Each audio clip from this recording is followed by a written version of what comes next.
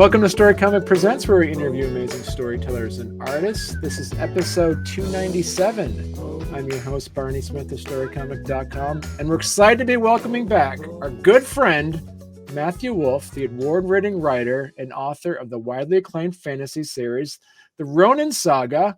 And Matt, you're here to talk about, you came on last year and to really talk about and push Sky Thief, which was book one of your Realmwalker series. And now, as of this recording, it is the impending release is happening within days, correct? Days. We're 3 days away and counting for August 22nd for Sky Thief's release on ebook and audiobook. Wow, man. So talk to us a little bit about the fact that last time you're on, you're talking about the Kickstarter. So give us some updates on how that Kickstarter went. It was awesome. I'm so honored. We launched it, and I was still writing it at the time. And I was like, hey guys, this book is coming out. I think it's gonna be pretty good. It's a fantasy book, but it has, I think we talked about, like these lit RPG elements, with kind of like the aspect of a character having to, and kind of a realm climbing tree. So we see the giant tree there. We have to climb up this realm and get to this. Right. This character falls into a new world and he has to become more powerful. And the lit RPG elements with kind of some aspect of starting at a copper and going to a bronze and so forth. So yeah, everyone's like, yeah, that sounds cool. I like it. Book one of a new series, and we launched it. Got top 5 on Kickstarter. I was super honored. Yeah, I think we raised about like a little over 30,000, and for the paperbacks, hardcovers, and then ebooks. And so we ended up doing them all special edition. So they're all the bells and whistles are there. Tons of cool artwork for the characters and creatures like these dragons and all these cool things that have been kind of added into it. And now we did about 2 months after that, or 3-4 months after that, we did the audiobook release, or pre-order release. And so this has all been hyping up. Everyone's donated a ton of money. Everyone's been like, here, let us buy it. And I'm like, so now the reality of it, it's not just it's not a Ponzi scheme. And I'm releasing it all in the next 2 to 3 days. That's amazing. And so what were some of the newer things that happened because of your Kickstarter success that you were able to add into it that we didn't know about before? So a few things. We were always just going to do like an offset print run, but we had such a big kind of backing that we were able to do one. We have now, the cover is going to be like the embossed lettering. We're going to do gold foil. So when you take the cover off, you have this kind of nice gold, foil on the lettering. There's more artwork. There's a lot of like items in the game, essentially. So like this arsenal glove that can kind of do different devices, and kind of has this like almost a marble sized thing that you can put things into. And so we have in now, if you look on the side of the kind of page 80 or whatever, has the book there and has descriptions on that. So it's super exciting to have kind of all this interior artwork added onto it. So that was the thing. So interior artwork, exterior artwork, and then as a whole, we have we have tons of merchandise that we're doing too. Like we have the coins, everything. That was a fun addition. So there's 3 main characters: Dren, Kara, and Vox. Dren's kind of this rapscallion guy who gets into trouble. Kara is like this clever. She's the one that when they fall into the new world, they meet her standing on this like kind of grassy green hilltop. And then we have Vox, who's kind of the big brutish individual. And so they each have a symbol, a griffin, a raven, and a hawk. And so we have kind of symbolized different merchandise based on their things. And then we see there each of the chapter titles is revolving around each one of the characters as well. And then also we're looking at that all those unlocked stretch goals that you had set up, custom chapter art, metal bookmarks, interior art, and then you did mention the upgraded hardcovers, and then you have the leather Haran map. Yeah, exactly. I always thought I love maps, so that's always when people open up the book one of the Ronin saga, the first thing they mention is go, oh my god, like this is so cool. What's better than the map of Heron, which is the world of Sky Thief, than a leather map. So that was really fun to do. And so yeah, so the custom hardcovers, everyone likes a hardcover, but I've been trying to like really give these Kickstarter collector's editions. But we actually did a run of 2,000 this time. So and they're signed and numbered 1 through 2,000. So the first, I think, 1,000 are kind of claims. The last 1,000 are still kind of up for grabs. And normally we just do the hardcover editions, all fancy with that. But we were able to do a paperback run too. How did this one compare to your Ronin Saga Kickstarters? I think our last Ronin Saga Kickstarter for Tides of Fate for book 4 was 15 to 20K. Wow. So this one was a bump up. And it was nerve-wracking because this is a new series, and I know each of the books that I've been writing, like I just try to pour my heart and soul to make each book better than the last book. So it was exciting to see. I'm like, hey, look, like this is a really good book. Like at the time when I started release the Kickstarter, it was still like 60%. It was only 60% done, and I knew the outline so clear that I knew it was going to be a good book. So it was kind of a little bit of a leap of faith for both me and for the reader. But it was cool because as I started kind of continuing, I was able to release some chapters, and the coolest thing happened is that the book became just as good as I hoped for. Patting myself on the back for that. Like it's a really fun book. It's quicker than some of the other ones. I think it's sitting around like 450 pages. But the characters just have such a quick bond. Something that actually took a little while in the Ronin Saga. There's some favorite characters, but you really quickly they encounter some true difficulties that have to kind of forge their friendship. And so yeah, I think that was the kind of the releasing of the chapters helped people kind of solidify their excitement for it. And then of course the different Kickstarter had different options. We did I haven't signed and numbered things before. I haven't had as many bells and whistles. We can see we have numbered book plates that are going to come with each of the books. So a lot of those little things that I realized that people had messaged me and looked for in the book, and I wanted to kind of and I go to all these cons and I sell books behind the table, and every single time people are like, oh, this is a beautiful book. And that just makes me go, but what if it could be like a little more beautiful? Obviously, I look at there's so many authors out there. There's some really beautiful books. I'm a sucker for leather bounds, and that's something that we're going to do down the way. But I was like, how can I make the best traditional hardcover prior to getting to leather bound? So I reached out to this company, and they were like, here you can do this. You can get stitching. It's not glue bound. It's every book is hand stitched. We have the binding for the book itself. Sorry, not the binding, but the paper at the edging. Instead of gilded edges, the kind of main theme in this book is kind of this cool metallic blue. So all the page edging is going to be sprayed this metallic blue. So it's just this really beautiful book that I think is going to add to the reading experience. Right. So excellent. And so for those that want to learn more about Sky Thief, what we're going to do is now link over to the interview we had last year when this Kickstarter was live, and you really got into depth on how the entire world and story that you created as well.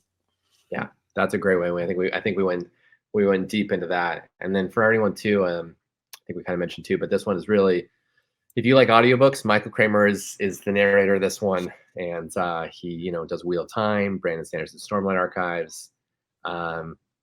He does an amazing job. The AI is quirky, off the beat. It's a pair of glasses, and he just he did the first chapter, and I made him do the rendition again and again. And on the third or fourth time he did it, I was like, that's it, that's the one. And he messaged me afterward, and this is coming from Michael Kramer. Obviously, I'm paying him a lot of money, but he was like, "Wow, I'm in awe." And so it was probably one of the highlights of as far as compliments go. So if you love audiobooks, I think this one's going to be one of my favorite ones. Right. All right. Now here is our interview we did last year. So how would you describe progression fantasy? Good question. So progression fantasy is the newest kind of genre. It started from lit RPG, which, as a lot of people know, is basically fantasy that's in a kind of video game-esque kind of undertone. It doesn't necessarily have to be, but it's a lot of times like someone, puts a lot of people who watched I'm blanking on the name now, but Ready Player One. Yeah, like Ready Player One, exactly. Some sort of like headgear VR Right. thing on, and they transport into a new world. So progression fantasy is is basically advancement and ranking up in a system. So like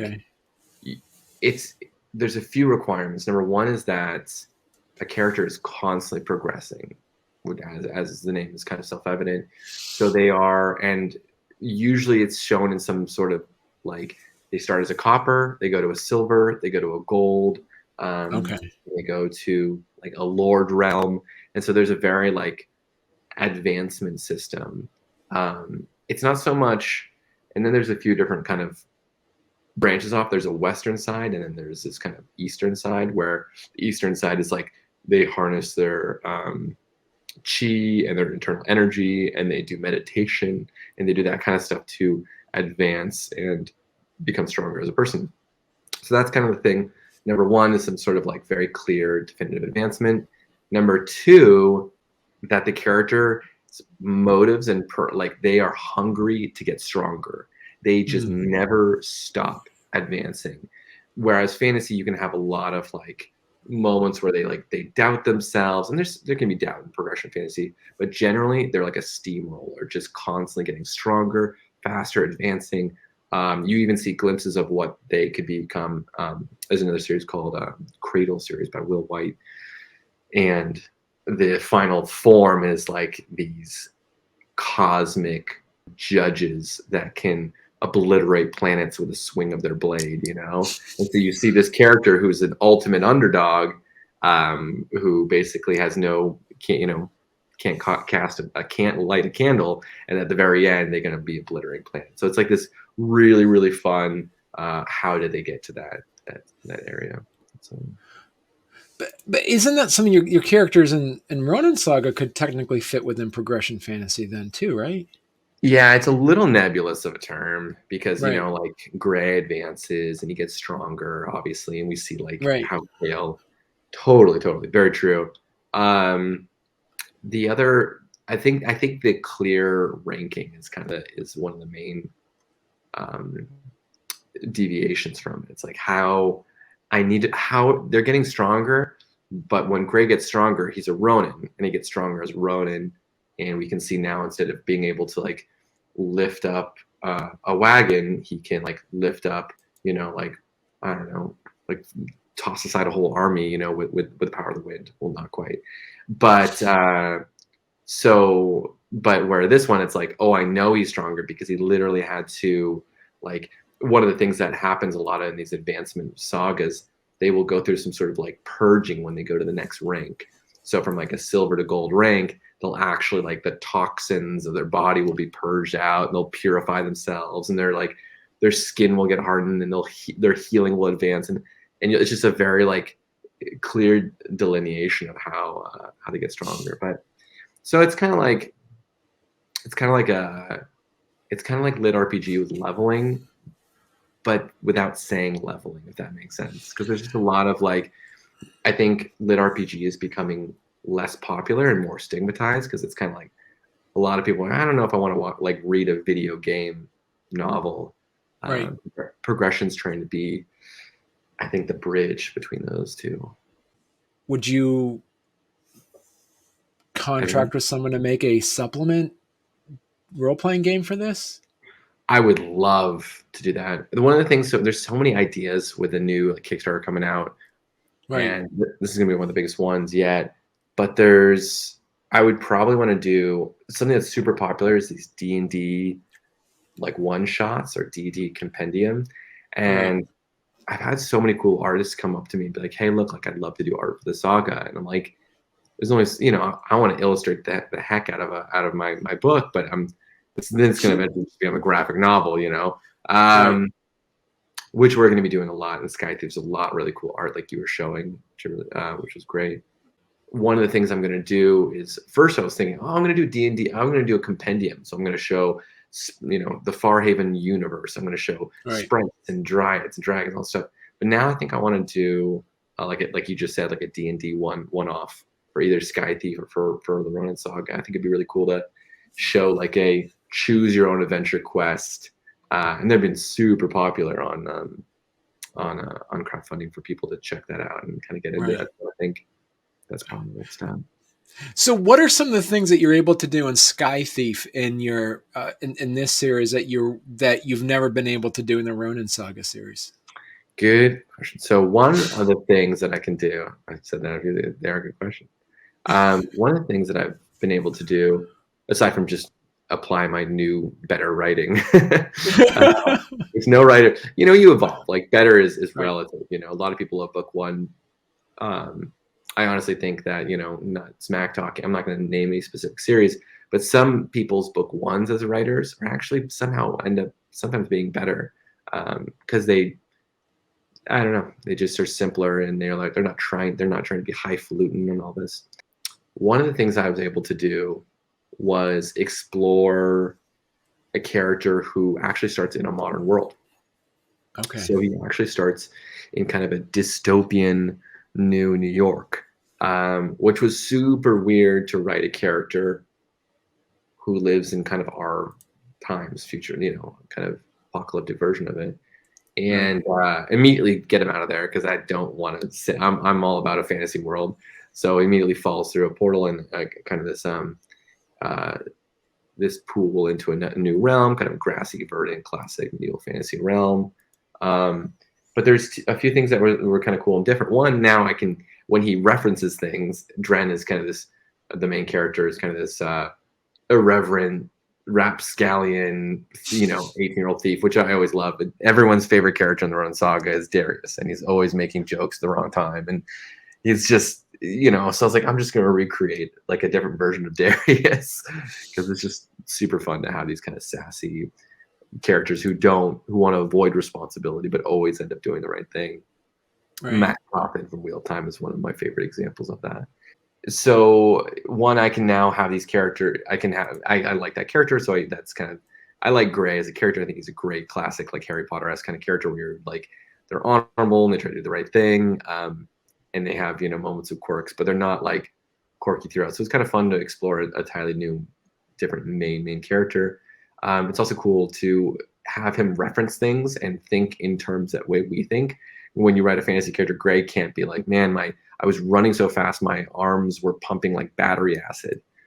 Dren can do that because we live in a world. So it opens up the world for some of the writing things and metaphors and all that. And then the last thing is that I was able to set up the world differently. So I'm not necessarily I'm being a little mysterious on where Sky Thief takes place as far as relative to the Ronin Saga, whether it's another dimension, whether it's another planet, farther away, whether it's I'll say this, it's not really so much the times kind of actually end up overlapping a little bit. Okay. But one of the things is there's this giant world tree. And I've always been fascinated by the Yggdrasil world tree of the Norse mythology. And so I just thought this was so cool. It was originally a totally different idea, but he has to climb this world tree. And I just love this tower climbing world where exactly perfect segue. And so now he has to start in the land of Heron and then go on to Ten, and then to Vara, and then to Sanctum. And so there's these 4 different realms that he begins in. Heron's kind of a Norse Viking-esque culture, green rolling verdant hills, and then each of the cultures is based on that too. So you'll have the creatures in Heron are like these giant wolves and sea serpents and stuff like that are very Norse-esque. But then when you go above, you can actually see in the realm above in 10 these kind of sky eels, kind of dipping beneath the cloud surface for this kind of Asian realm that is 10. And then Vara is kind of an Indian realm. And they're all kind of loosely based on this idea of like, it originally started because I wanted to base each of these cultures on the idea of kind of pseudo reincarnation. Right. And it's veered away a little bit from that. And so reincarnation is not quite as prevalent of a theme in this. And then ultimately sanctum is the highest. This is kind of like celestial god tier realm, which is fairly mysterious and what is up there. Are there characters that you just can't wait to see if they can meet someday out of the two books or anything like that? Yeah, 100%. I think it's going to be, it's funny. I haven't thought about it too much, but I'm like, because it's a little bit away, but like, I think when people get enamored, because, Farhaven, the Run Saga is fairly established and they know Faye and certain, but Faye meeting Dren, like certain characters that I already know so well, having written Sky Thief, I think it's just going to be so fun and interesting and fascinating. I'm like, they're going to be this beautiful oil and water, mixture. That's going to be so fun to portray. And so, how does, as you mentioned, kind of like a magic type system? Is there any equivalence or anything like that on like the fantasy level? Is there a equity among the magic systems between the two places? Yeah, so you'll see that they're different in the sense that like when Dren in Sky Thief advances, he does have like he literally goes copper and then elder copper and then silver and elder silver, and that's the kind of like advancement system in when he does. But you'll notice very quickly on that it's very elemental based. Whereas, so as we know, so you'll see, oh, well, wait a second. Like I also wanted to explore the elements that haven't really been touched on from a main character's perspective in Sky Thief. So where Gray has wind in Sky Thief, Dren has moon, and moon is really fascinating. And so we're gonna, see moon in Farhaven in the Ronin Saga universe for the Ronin moon there. But I really thought it'd be cool to explore it in a different sense, in a different world, and how it's used. You kind of begin to wonder, like, okay, well, fire can still shoot fireballs, and sun can still, shoot blasts, rays of sun.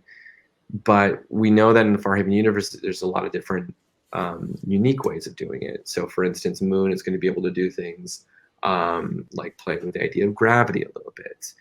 It's also going to be able to do things like open up a portal of moon that can kind of like, if anyone's ever played the game Portal, reach your hand through this kind of sphere of this thing of moon to grab a dagger, that was, laying on a table nearby and pull it out and, use it to attack his foe or whatever. So it's going to be kind of a fun, unique way. And you go, wait a second, is this something that is easily done in Farhaven?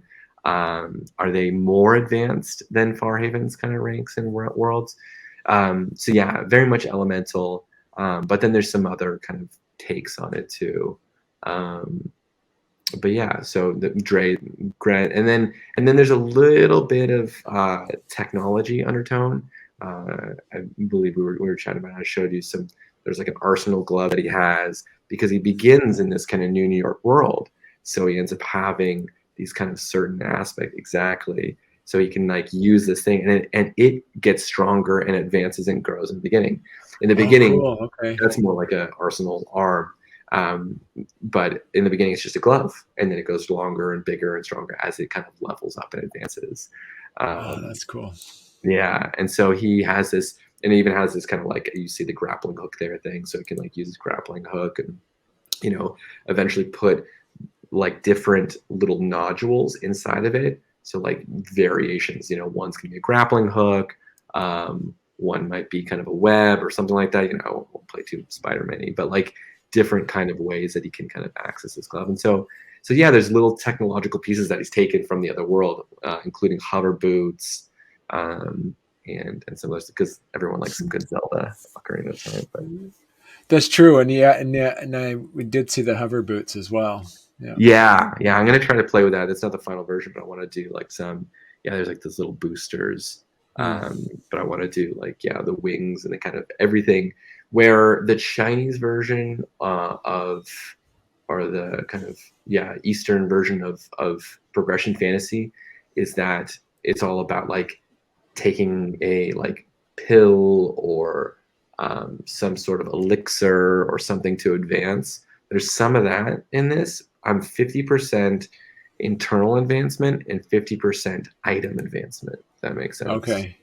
Yeah. So the things that he has make him stronger, and the stuff that he does. I think both are cool. Yeah. Right. So what are, as you mentioned before, is like, this is now your 5th book.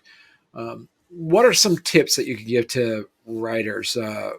What are some of the things specific advice that you could give to writers that you wished you knew on your 1st book that you've now implemented in your 5th book?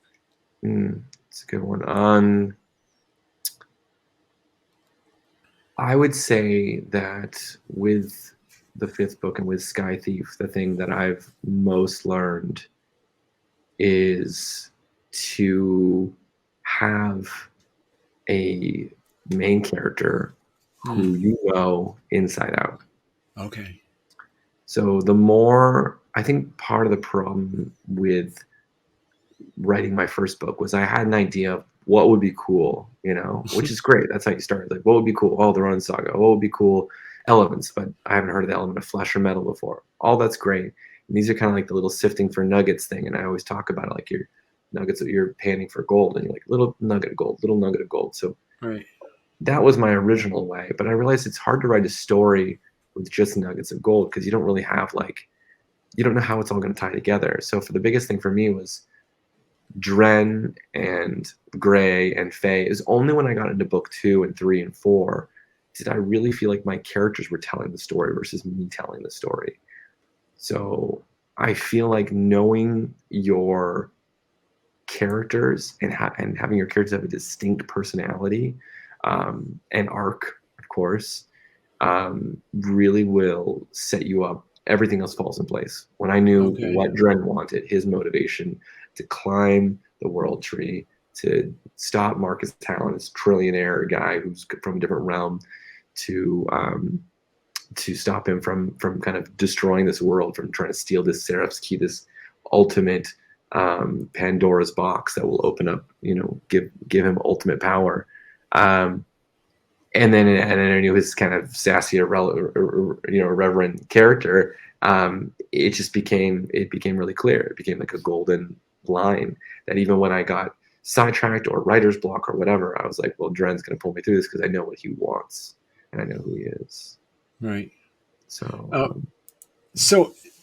because there is 4 levels, is this going to be 4 books in the Realmwalker series? That's the plan. The plan is 4 books just to kind of get people as an intro into the world. The other option is 25 books. No, I just can't. The other option is never ending. Each of the books is looking to be the plan was originally to do 300-page books. And I was like, oh, just these little 300-page books. Whereas these Knife's Edge and the Run Sagas, these 700 page behemoths, not quite even Xandar. I know they're even way bigger, Robert. And then I'm thinking about 350 to 450 pages for each book, and then four books right now. But we'll see. I think the plan is as soon as I finish Sky Thief, I'm gonna go right back into book 5. But it's tough. It's one of those things that's super tough because I'm so excited for the second book of Sky Thief, and I want people to get it, it's a series, and so I want people to be like, oh my, what's gonna happen next? It leaves on a really cool note. So it's if I could be 2 people and write at the same time, it'd be amazing. Right. If I had to put on my prediction hat, I would say that obviously all my Run and Saga fans I think are gonna easily bleed over. Right. But a lot of those fans that it's hard to recapture because it's I have my email list, with my my newsletter, and all those people are going to be like, yeah, I'm in for the most part. But there's hundreds of thousands of copies that have been sold to people that I'll never see again that may never, I don't know if they're ever going to know the Realmwalkers is out there. I think Audible might push it to them. But I think it's going to be I think the Venn diagram is going to be 20 or 30% with a lot of my fans. But I think it's really going to open up if it's done the way I think it is done. Right. I think the Realmwalkers thing could I think if progression fantasy is the algorithm that I think it is, I think it'd be even bigger than their own saga, which would be really interesting to me, which would be great because then it would hopefully that 20 or 30% of those people who read the Realmwalkers will go on to be like, where's this go? Where's this? How's this leading to Farhaven? Because it kind of has a prequel-esque kind of feel. So you're like, well, when the Realmwalkers ends, where does Farhaven take off? Mm-hmm. Okay, all right. Yeah.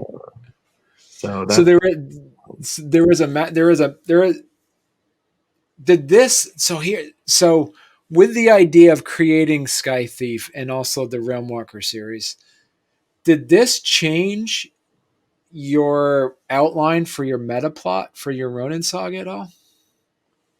Yeah, it kind of did. Okay. Yeah, it Okay. did. It kind of did set up things a little differently. It brought it to a bigger scale too, because Farhaven is pretty big scale. But it brought it more Cosmere. It brought it more universal, and brought it more like, well, what are the ramifications of when Gray and team save Farhaven, fingers crossed, and stop.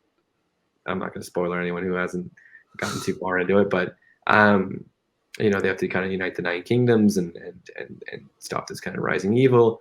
But what does that have to do with Sky Thief, and what's the bigger ramifications of that? So I think as a whole, it's changed what's going to happen for Gray and Company entirely, and I think it's going to be fun too because I'm seeing the main characters, and I think I mentioned this before off camera, is that I'm seeing some of the higher tier characters, these characters who are going to Sanctum and stuff like that, how they will bleed over into Farhaven, and so it's like I'm trying to plan out what those characters are going to do and say, and I'm being a little nebulous, but a little mysterious, but yeah, it has changed the plot.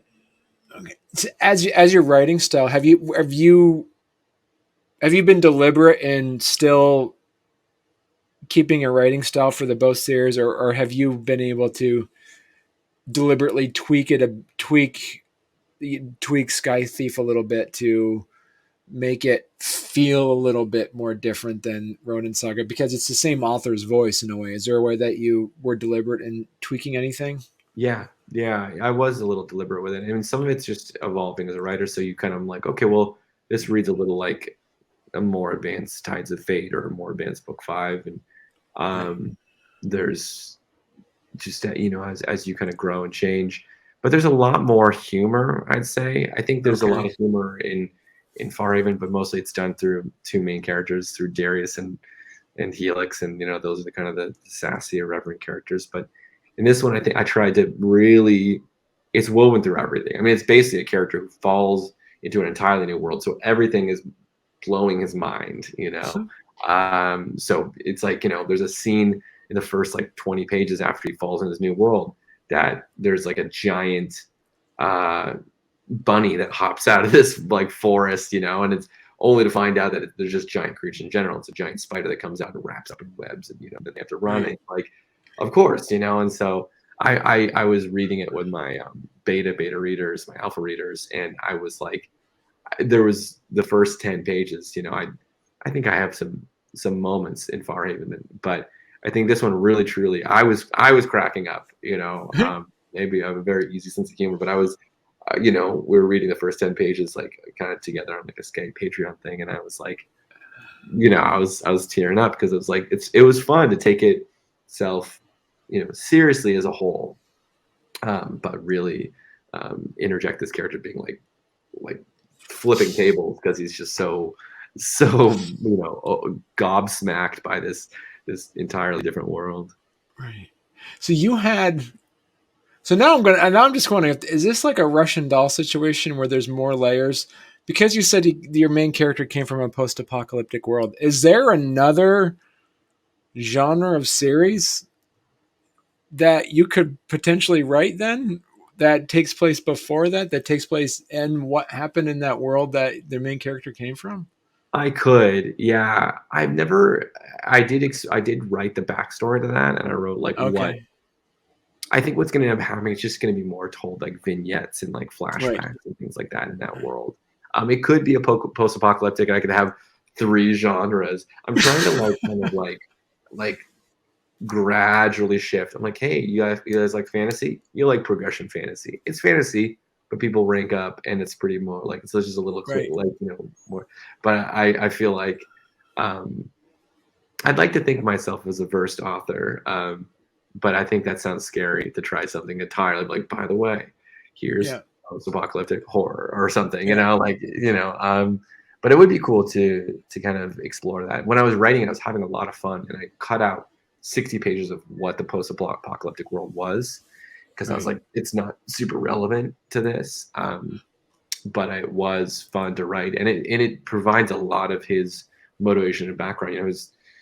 He's following this trillionaire who basically is this kind of, he's carved out from this world, this guy named Marcus Hallen, who's Hallen Enterprises, kind of like the bad version of Wayne Enterprises, and he's and so his sister is essentially, it's just kind of, it's almost kind of this way that like this guy created this immortality drug, and then they all ended up, it's kind of ruined the world because everyone's become shells of kind of their former selves. So it was a huge background that I wrote. And then I was like, wait a second, that's not really like super relevant. I think it's just going to like be told through context about how his his sister was, became this shell of a person through this immortality drug that ruined her. And it was Marcus Allen's fault. And now he's now he has this vendetta against Marcus Allen who ruined his sister and the world, who basically carved out this world, who kind of soaked up, kind of like a vampire soaking up the blood from all of this world, and then drops into a brand new world. And then this Marcus Allen character now is in the world of Heron, of Sky Thief. And you're like, man, does this guy just go to different universes and just soaks it all up? And so now it's pretty fun. It was pretty fun to write that, and I'm like, oh, I do want to write a side story about Marcus Hallen and how he his pre Sky Thief moments. But at this point, I'd probably just end up writing 65 different things and not finishing anything. So last time you were on, your website was roninsaga.com. It is now matt-wolf.com. Correct. So that's mostly because now you have a second series.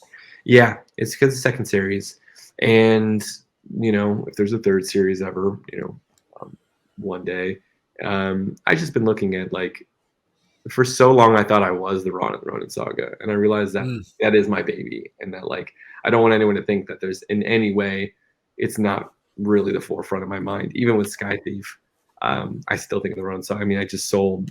I was just at Denver selling the Ronin Saga. It's just like, that's who I'm talking to. That's my core fan base. That's like, those are the characters that I love. And this is really, if anything, kind of an appendix and a homage to the Ronin Saga. But then I was like, Brandon Sanderson, Patrick Rothfuss, all these guys, they have a main series. But I want people to be like, oh, this was written by Matt Wolf, and and kind of branch out from that. So you have on here, so people can actually buy your books from your website as well. Yeah, they can buy the whole set. There's a set deal. They can actually get signed copies. Wow. Okay. Which is like, a lot of times I go to these conventions and I'll sell a bunch of books, and everyone's like, well, how do I get the next book signed? I'm like, well, just go on matt-wolf.com and check out paperbacks or hardcovers, and then you'll see, and they're pretty much like, they're even cheaper than most Amazon. So it's just a way of like, then I do like the set collections, $49 for the entire paperback set, and I just want people to be able to get. And then of course it's great for me too. It's kind of taken off lately because for a long time people were like, I'll just order on Amazon, and now people are like, wait a second, like I can get the signed books on the website, and I can get the merchant on that. Right. And of course, as an author, we always get a bigger cut when it's directly from us. Right. Yeah. No, that's true. And you can get, and that's a pretty good deal too. You get the hardcover plus paperback novellas for $150, which would retail for $230. Exactly. So, All 4 novellas and all 4 novellas and 4 hardcovers. So it's pretty good. People will be like, at the convention, I do the hardcover set, I think, for like something around there. People are like, are you sure? And I'm like, I mean, yeah. Like, the trick is I have you for all 9 books. Once you're in on the first 4, then I got you hooked. right. And if they order them from their website, you'll sign them too, right? Is that what you said? Yeah, exactly. Wow. Yeah, I Okay, sign good. the book on the website, and then some people will individually message me when you go to like the checkout, and then you'll be able to like say, like, if you want it signed specifically a certain way. But generally, I'll just sign them and ship them out. Nice. So and so I also want to talk about your Patreon. Yeah. You have an amazing Patreon. Thank Do you want to talk to people briefly about you have 7 levels too. So there is something for everyone on here. And I think it's very affordable, and you got some really good ways to help out your patrons. You got some really high quality things for them as well. You. I get chills. I'm just so like honored. Like, when I started the Patreon, I was so like, oh yeah, like, if you guys want to support me and see where it goes. And the first Patreon ever was like, it's like, oh wow, this is like a year and a half ago. I was like, really? Okay, you guys want to hear some insider stuff, and now it's grown. And yeah, so anything from $1 a month, if you just want to support, you actually can see. So even at $1 a month, you get to see about 60-70% of the posts, which are a bunch of insider posts. I love to show artwork that's never been done before, or chapters that people may never see, or just chapters ahead of time. The patrons are super involved because they're my core fan base on what do you guys like between these different covers? What do you like between these different names? They're some of the ones that helped me come up with Realmwalkers. And so it's a very interactive community. And then $3, I just follow you on social media. $5 is one of the main ones where people can actually get insider chapters. Cool. So yeah, I will deliver specific about once a week to twice a week, depending on how quickly the chapters are going. I'll upload a chapter to the Patreon. You'll be able to get it, and then I make an ebook available at the Arbiter at the $10 level, and then one of the most popular levels, 25 is the Ronin, is where you become, in every book now your name is in the back and the acknowledgments. But so the 2 main ones that have kind of really taken off is Dragon. So we have, and I think, we have 8 out of 10. So we have 2 left for that. And basically they get first editions for life. Right. Yeah. Right. Yeah. I remember talking about that your last time on. Yeah. It's pretty cool. And I always release those even ahead of the Kickstarter. And they'll be able to and I'm thankful for everyone, and I'll do some kind of insider Dragon stuff too, where I'll do Q&As. We did a Q&A last month, and so I had everyone on, and we did a raffle. So I have some merch that will never see the light of day. I have a goblet, and so I have people guessing all right, whoever can name the most Ronin Saga swords gets the goblet. And so that's awesome. It was awesome. Annette won. I was like, but you guys can't check the book. And then a few people I think Annette did it. And then I was like, okay, well, now see how many can you get checking the books. And it was cool. One of my Dragon backers won. And then you got your God tier. Yeah, this is a huge it's level. insane. I don't even know. I feel like I'm blown away. I have 2 people who are God tier right now, and every day I'm like, you guys are the best. John and Rob and they just so cool. So basically God tier gets you everything. Yeah, I think I'm like, yeah, this is crazy. You are crazy. But yeah, so they get the 1,000 printing. So the first 2 books, or 3 or 4 or 5 books, or however many Dragon tiers we get the literal first edition. So each one's gold, kind of signed, Wow. numbered there. They're a recurring character in the book. So I work them into the saga. That's awesome. Yeah, which is pretty fun and awesome because they're so interactive. Actually, both for my god tiers, actually. So and I think it's just such a family. Like I know that sounds kind of, but it's like it's my Patreon fam.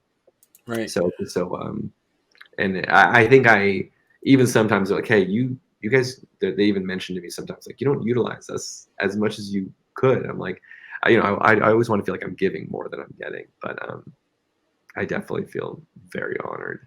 So yeah, I'm gonna keep that going, and I'm gonna really try to keep as many. And I'm always open if someone's like, hey, look, I would love like more monthly Q&As, or I'd love more inside chapters, or I think you should, publish a compendium, and we usually push towards that. I'm also doing more short stories for my Patreons, because I think that seems to be one of the most popular things. It's like, hey, look, we really want to hear a backstory on Faye. And I'm like, all right, okay, like you guys are awesome. I'll spend like 3 or 4 weeks doing like a little 30, 40 page thing. But yeah, the moral stories, I love hearing what else, what directions, what else can I provide. So I'm always trying to think of new ways for that. But mostly that's awesome. Yeah. So Sky Thief is coming out. The Kickstarter is launching as of this recording, July 19th. Correct. So congratulations for getting another Kickstarter going out here. I know. This is fun stuff. This is exciting. Yeah. I know. And all the illustrations are ready, and the book is ready, and everything. We're gonna have we got the physical copies, and I think this is gonna be definitely one of the biggest ones yet. It's crazy because I think we hit some pretty cool goals for book 4 and all that, which makes sense. Everyone's like, I want to dive back in, but a book 1 of a new series. I think last one was the audiobook. The audiobook alone of Tides of Fate, I think it was like 18,000 or 20,000. But I think this one's going to be huge. I really am excited to see how many new readers and returning readers we can get. And so I think I have some pretty lofty goals on it. And it's cool too that so much of it is already, a lot of it's created. Some of it's really like, I'm curious, what else do you guys want to see? Do you want to see, that gold foil embossed and this, and how many more illustrations? But I love that. I've been trying to accrue as much already behind the scenes. So when we launch, everyone's like, oh my God, I get a book with, 52 different illustrations and 16 different styles and designs. And so yeah, I'm trying to provide as much as I can on this one. So I'm excited for it. Right. Cool. Well, thanks for coming back on, Matt. Yeah, thank you. Yeah. So listen, so when you get book 5 coming out, or when you get book 2 coming out, depending if you come back on and we'll chat some more. This has been great. I would love that. You ask the best questions, and I always have a blast. And now that I'm a friend of the show, I feel honored. That's right. You made friend of the show. Yeah. I made friend of the show. All right. Thanks a lot, Matt. Thank you so much, Barney.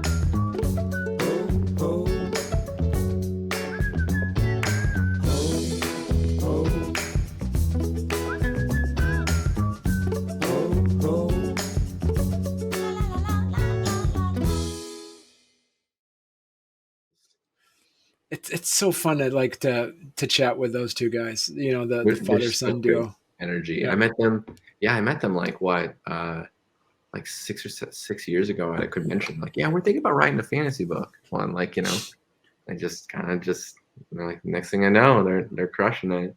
Yeah, they're great. They're always just selfless too. They're always like, hey, like, here's this awesome podcaster.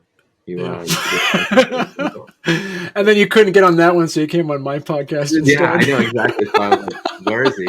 And I was like, I'll take the backup though, I'll take the backup. All right, Matthew. Let me get this intro and we'll jump right into it. Here we go.